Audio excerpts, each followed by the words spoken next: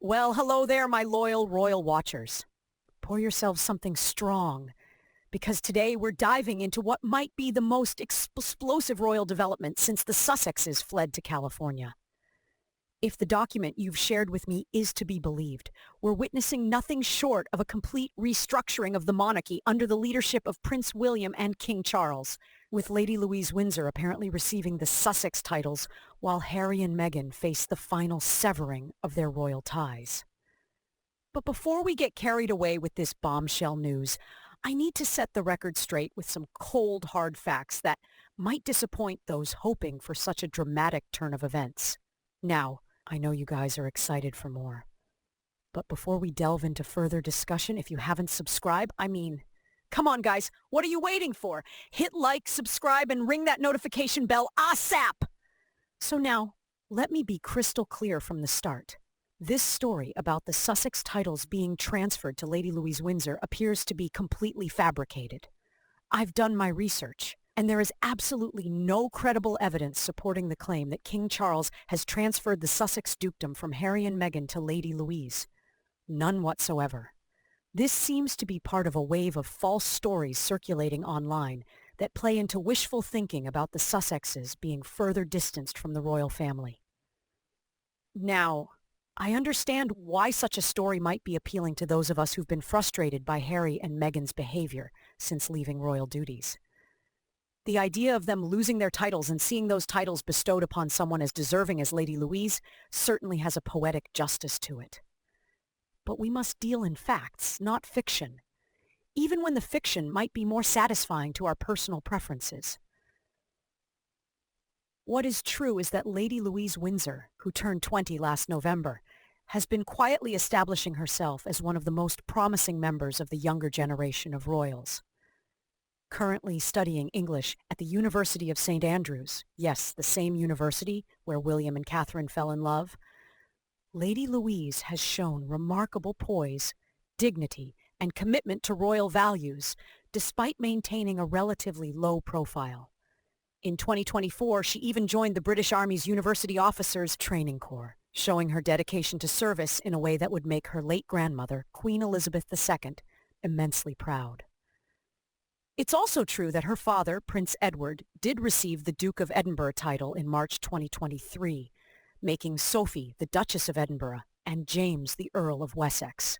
This was a fulfillment of the late Queen's wishes, as the Edinburgh dukedom was intended to pass to Edward eventually. But crucially, Lady Louise herself did not receive any title change at that time, remaining Lady Louise Mountbatten Windsor as she has been since birth.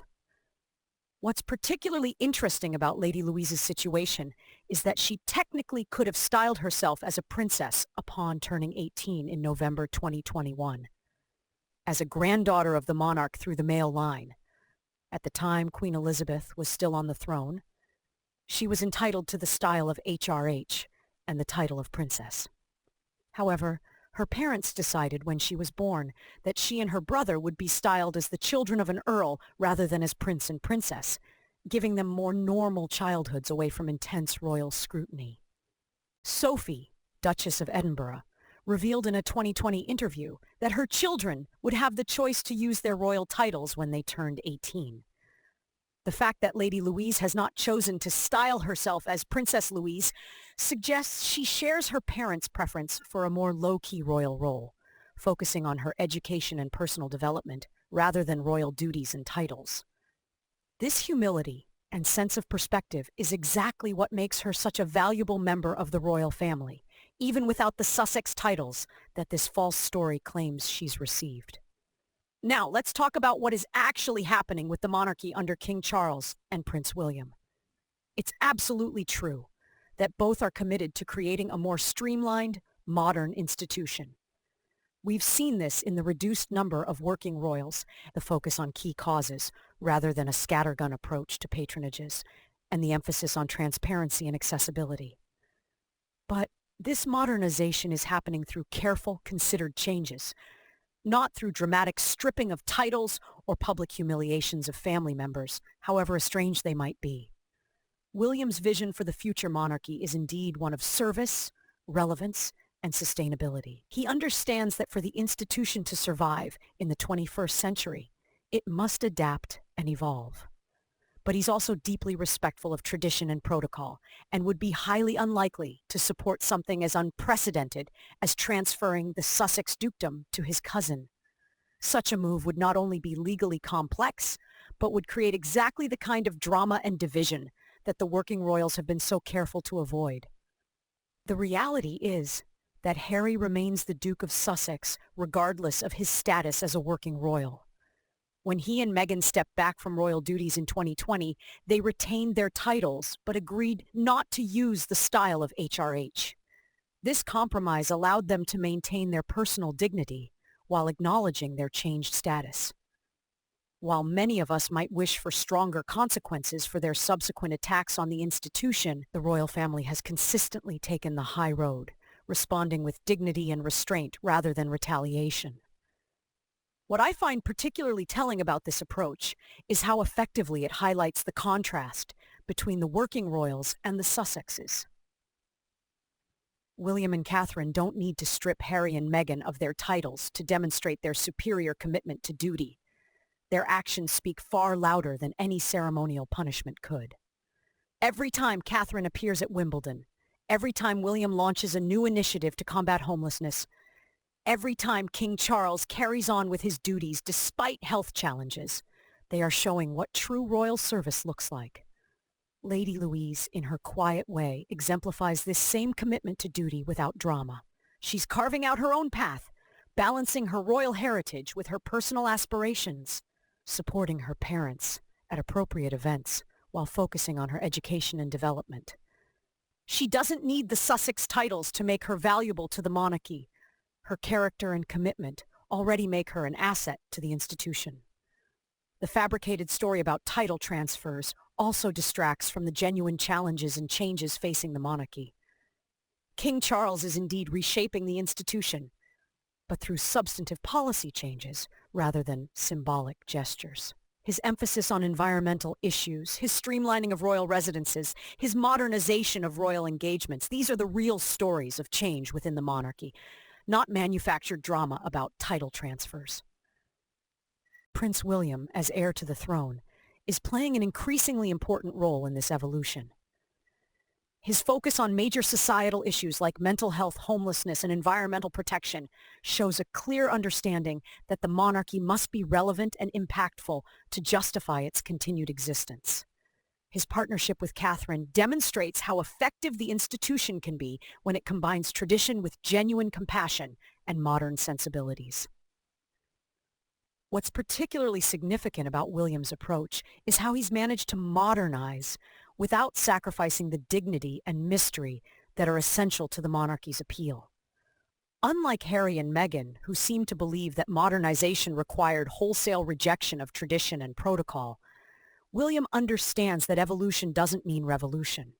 He respects the institution's history while guiding it toward a more sustainable future. Catherine's role in this balancing act cannot be overstated. Her grace under pressure, her commitment to meaningful causes, her natural warmth combined with appropriate royal reserve, she exemplifies exactly what a modern royal should be. Even during her recent health challenges, she has conducted herself with remarkable dignity, sharing enough to maintain public trust while preserving appropriate privacy. The contrast with Meghan's approach to royal life could not be more stark or more telling. What we're really seeing in the monarchy today isn't dramatic title transfers or petty punishments, but something far more significant: the steady, thoughtful evolution of an ancient institution under the guidance of King Charles and the future leadership of William and Catherine. It's less sensational than fabricated stories about the Sussexes losing their titles, but ultimately far more important for the long-term survival of the monarchy. Lady Louise Windsor fits perfectly into this evolving picture, representing a new generation of royals who understand both the privileges and responsibilities of their position. Whether she eventually becomes a working royal or pursues a more private path, her dignity, discretion, and dedication to royal values make her a valuable member of the family. In many ways, Lady Louise represents everything Harry and Meghan could have been, had they chosen a different path. She has embraced the positive aspects of royal life, the opportunity to serve, to represent important causes, to be part of something larger than herself, while avoiding the pitfalls of celebrity, commercial exploitation, and constant publicity. She seems to understand what the Sussexes never quite grasped, that being royal is about service, not stardom, about duty, not drama. So while the story about Sussex titles being transferred to Lady Louise may be fiction, the underlying truth it points to is very real. The monarchy is evolving. The focus is shifting to those who truly understand and embrace royal duty, and the contrast between the working royals and the Sussexes grows more pronounced with each passing month. We don't need fabricated drama about title transfers to see who's winning in the court of public opinion. The dignified service of King Charles, William, Catherine, and yes, even young royals like Lady Louise speaks volumes without a single title needing to change hands. What I find most heartening about the real story of today's monarchy is how resilient the institution has proven to be, despite the challenges of recent years. From the passing of Queen Elizabeth to the health challenges faced by both King Charles and Catherine, from the ongoing Sussex saga to the broader questions about the monarchy's relevance in modern Britain, the institution has weathered each storm with remarkable steadiness. Much of this resilience can be attributed to the quiet dignity of royals like Lady Louise and her parents, who have gotten on with their duties without seeking the spotlight or creating unnecessary drama. Prince Edward and Sophie, now Duke and Duchess of Edinburgh, have consistently been among the most reliable and hard-working members of the family, stepping up whenever needed without complaint or fanfare. Their daughter clearly shares this commitment to service over celebrity, to substance over style. As we look to the future of the monarchy, I believe we'll see an increasing focus on this kind of meaningful service rather than ceremonial pomp or historical titles. While traditions will certainly be maintained, the emphasis will be on how the royal family can make a genuine difference in people's lives through their patronages, initiatives, and advocacy. It's about impact, not inheritance. About contribution, not coronets. Lady Louise, with her quiet dignity and commitment to service, represents this future far more authentically than any fabricated story about her receiving the Sussex titles. She doesn't need their titles to make a valuable contribution to the monarchy. She's already demonstrating the values and commitment that make her a true asset to the institution. So, my loyal viewers, let's not get caught up in wishful thinking about dramatic title transfers or petty punishments for the Sussexes. The reality of today's monarchy is far more interesting and encouraging. A thoughtful evolution guided by King Charles and Prince William, supported by working royals who understand what true service means, and represented by a new generation exemplified by young royals like Lady Louise, who combine respect for tradition with openness to necessary change. Drop your thoughts in the comments below. I'm absolutely dying to hear what you think about the real changes happening within the monarchy and your impressions of Lady Louise as she gradually takes on a more public role. And if you've enjoyed this royal reality check, don't forget to like, subscribe, and hit that notification bell so you don't miss a single episode of Royal Truth-Telling. Until next time, keep supporting our true royals, and remember, the most powerful royal stories aren't about dramatic title transfers, but about consistent, dignified service to crown and country. Ta-ta and bye for now!